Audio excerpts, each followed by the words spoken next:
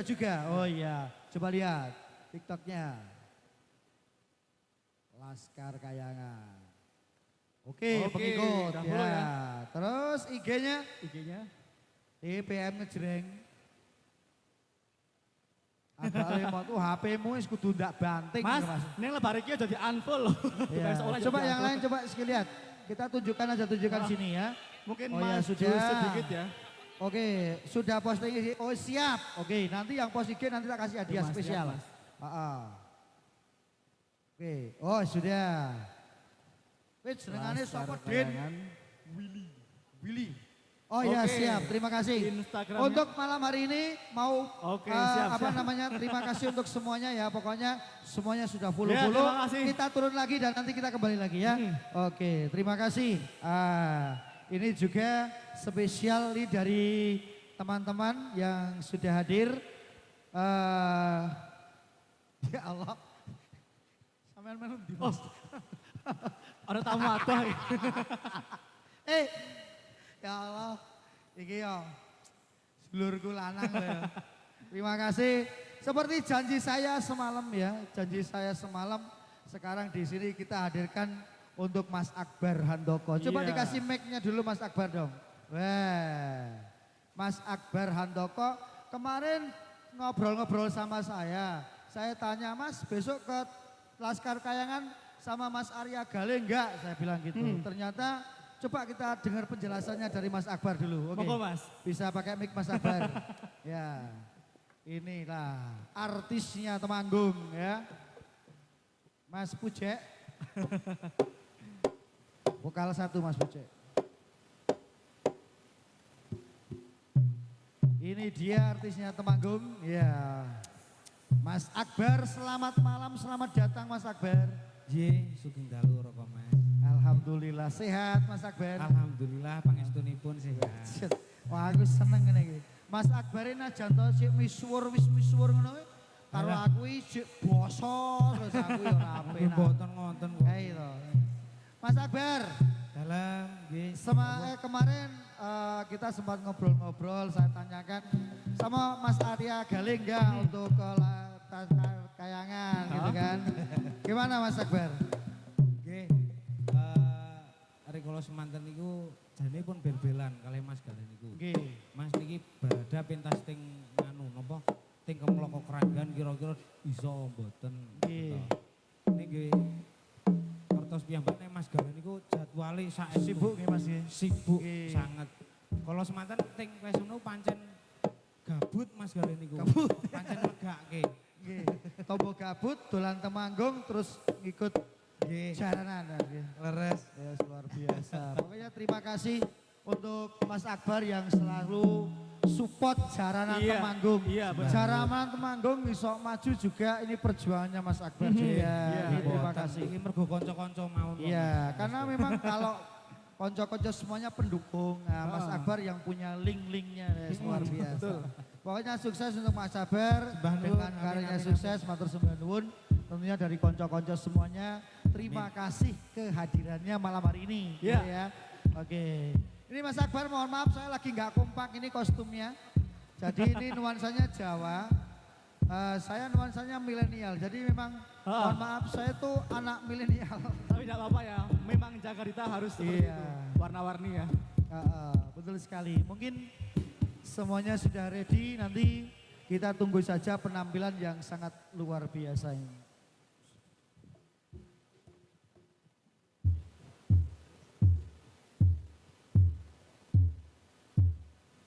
Ya untuk adik-adik mohon maaf ya, bisa turun sebentar, nanti tak kedobrak jalan Kepang ya. Ya hati-hati ya, bisa minggir sebentar, menek ketubrak masa lagi. Memang panggungnya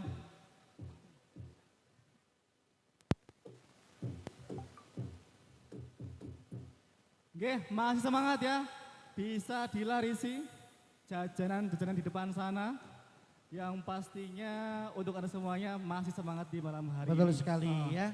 Walaupun dingin-dingin seperti ini ya. Hah? Anes kayak gini. Ora anyes aku suku. Oh. Semeribit. Semua ipol. Gobios aku sampean. Ya. Mas Edo. Ya. Ini tentunya dari teman-teman semuanya sudah ready, sudah Iya. siap. Ini pradonggonya banyak sekali Mas Edo ya. Pokoknya kalau sama Laskar Kayangan 11-12. Iya. Oh biasanya cok ngentek-ngentek ke prasmanan Mas. Oke. Tapi alhamdulillah terima kasih untuk malam hari ini yang sudah hadir. Ini dari konco-konco Turonggo utawi tari dagep nih Mas. Iya. Sumbing Sumbing Wonoputro. Wonoputro. Itu luar biasa banget. Kuadungan Bulu. Betul sekali. Gimana sudah ready? Sudah?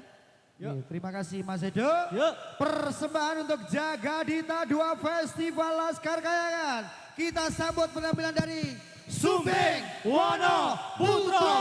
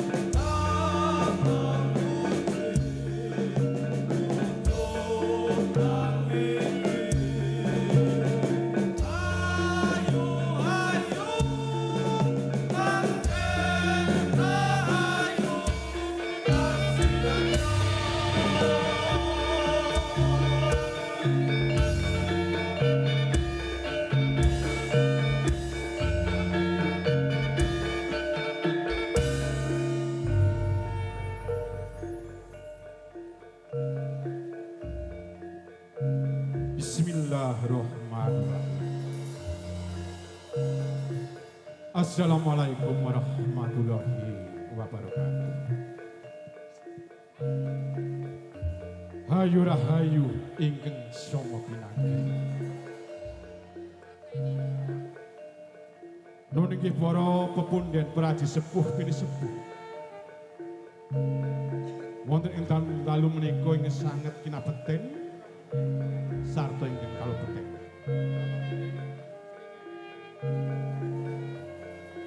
Rinangkung penanipun Bapak Lurah sarta prangkatipun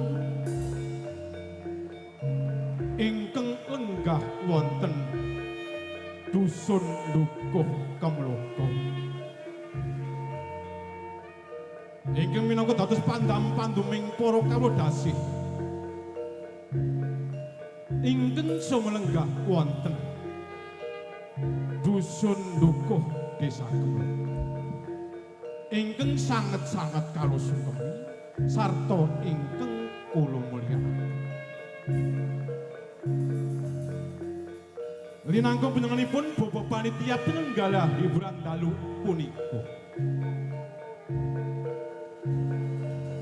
sarta kadang-kadang seniman seniwati wonten ing dusun Dukuh Kemloko ugi ingkang sanget-sanget kawula tresnani. Rinangkung panjenenganipun Bapak Keamanan, Bapak Kuramil, Bapak Kapolsek, Limas Bangser sak panunggalan, boten katalumpen ugi ingkang sanget kawula tresnani.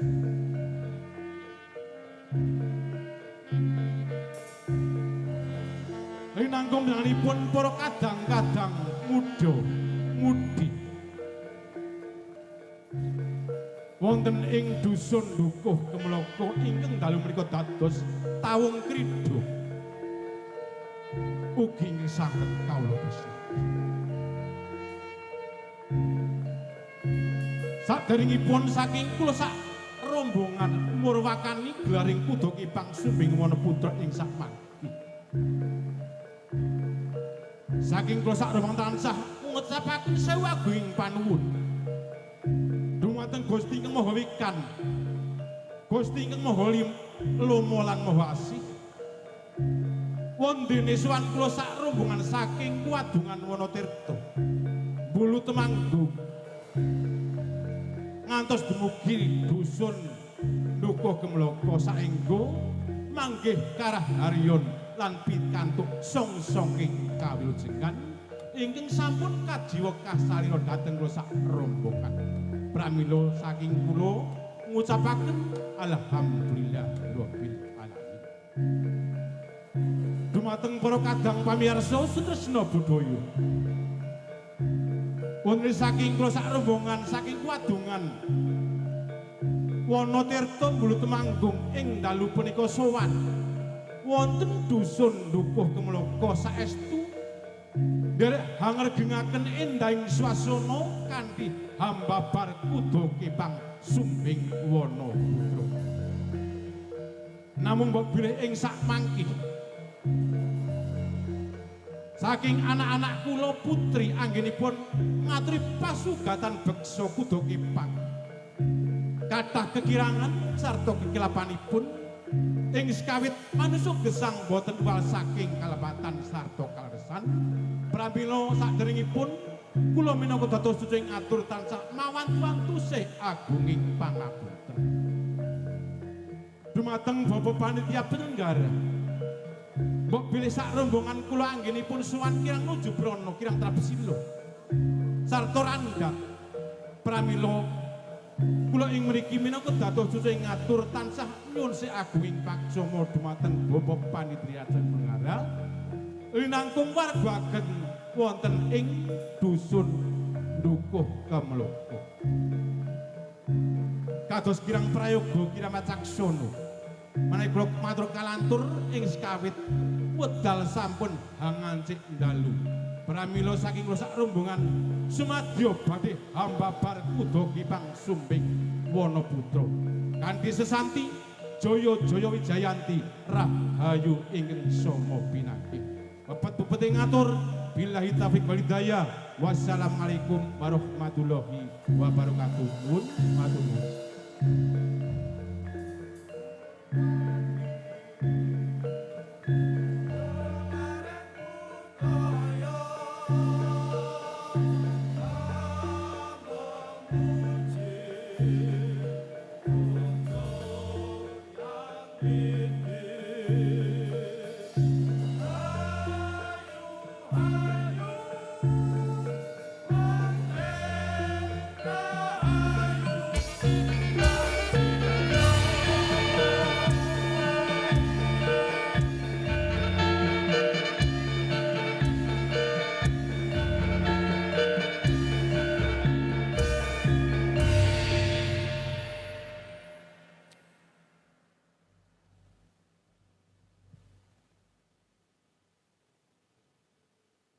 Anjra ingkang Puspi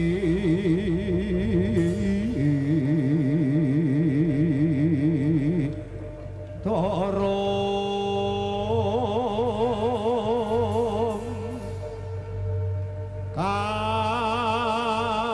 Kasiliring Sami Rono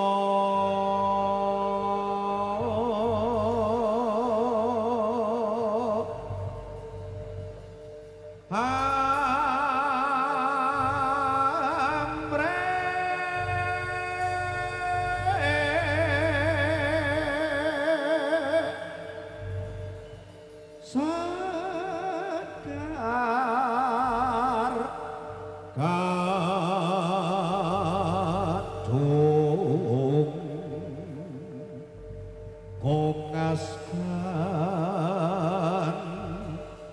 danyo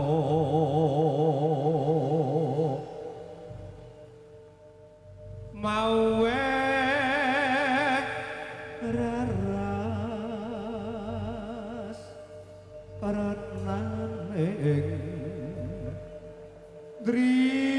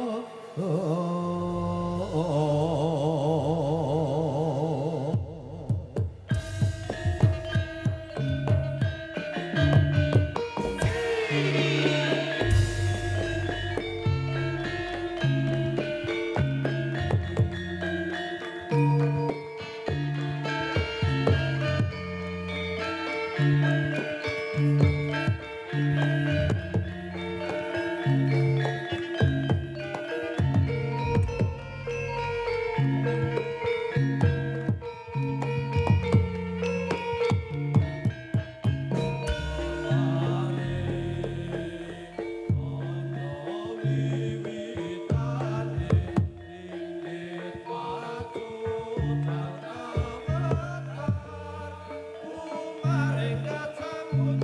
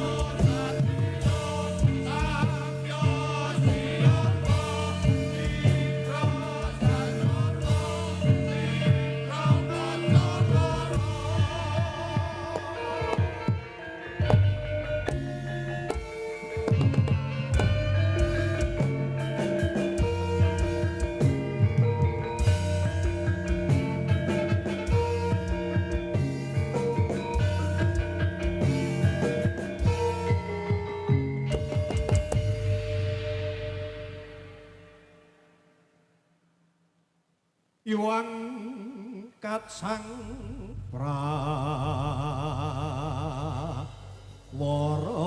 puspa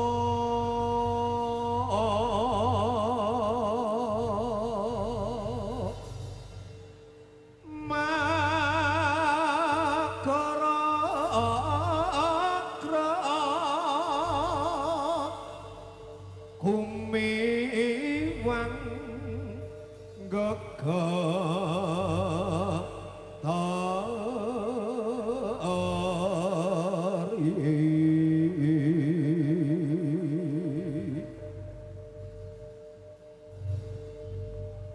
swaraning tetep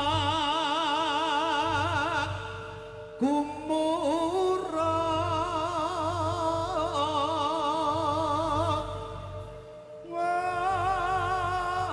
ora pangri ing turangga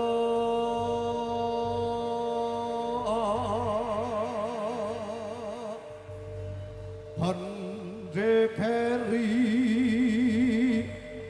munyo sauran mangungkung pracena umangkat ing pran kambira ya sing pracure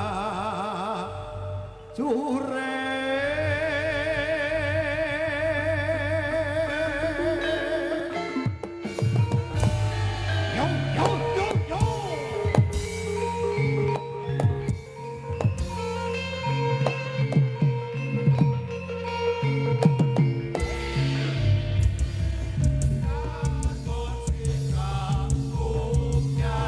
Mangamba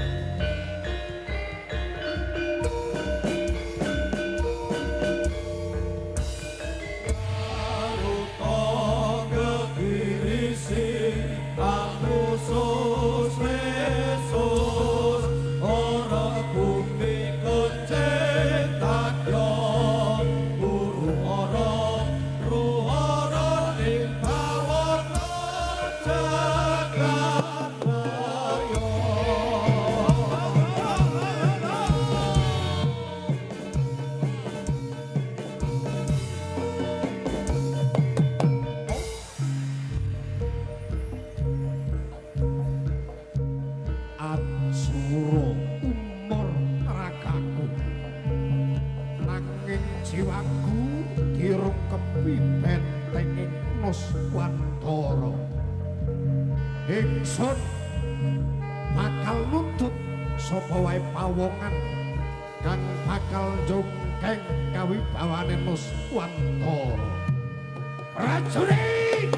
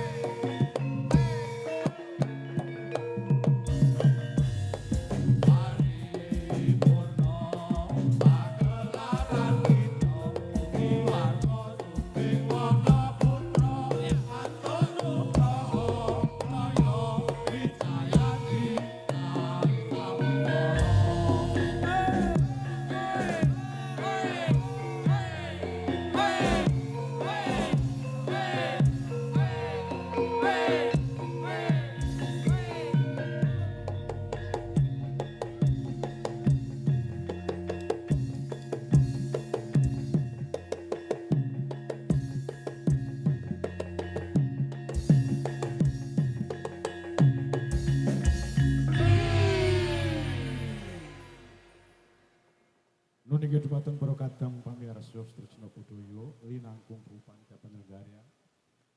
Lagu-lagu dumateng marga ageng sak wonten ing dusun Dukuh Kumloko mekaten semanten babaring kutha Kipang Sumbing Wonoputra ngesaing kewadungan Wonotreta Mbulu Temanggung. Mbok bilih wonten cingakipun penggalih dumateng para kadang pamirsa Budaya Jawi. Saking kula sak rombongan tansah mawantu-wantu sing agung ing pangapunten. Mbok pilih kirang pono anggenipun semoga mriksani waket pinanggih wonten warsa candhaipun utawi warsa ingkang badhe kalampah. Dumateng Bapak Panitia Penyelenggara hiburan dalu menika sareng sampun paripurna saking kula sak rombongan anggenipun minangkani panyuwunipun Bapak Panitia Penyelenggara linangkung warga ageng dusun Dukuh Kumloko pramila sepisan malih saing kula sak rombongan tansah mawantu-wantu sing agung ing samudra paksama lan gegandhengan sampun wijang lan sampun paripurna pagelaran kula sak rombongan ngiras pantes saking kula sak rombongan badhe nyuwun poyan pamit saking dusun Dukuh Kumloko mriki Mugi bidalipun saking kula sak rombongan saking dusun Dukuh Kumloko ing mriki ngantos mugi papan tujuanipun saged manggih karaharyon sato kawilujengan nuwun matur nuwun.